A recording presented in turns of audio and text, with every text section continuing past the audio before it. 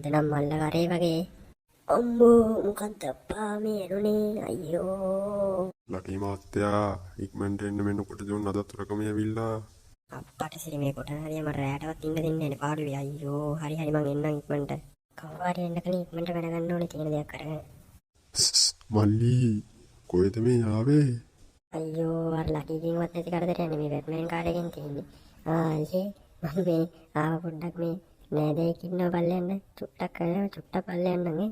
ඕම ඉන්නකෝ මම පල්ලෙට ඇවිල්ලාම නෑ දැයි පෙන්නන්නම් උඹට.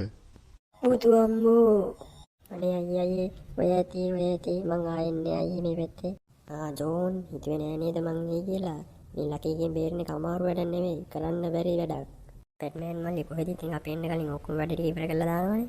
කමන්නේ thank you හොඳේ. ඕක මොකද්ද අයියේ? එහෙනම් අපි ගියා. යන් ඉරේට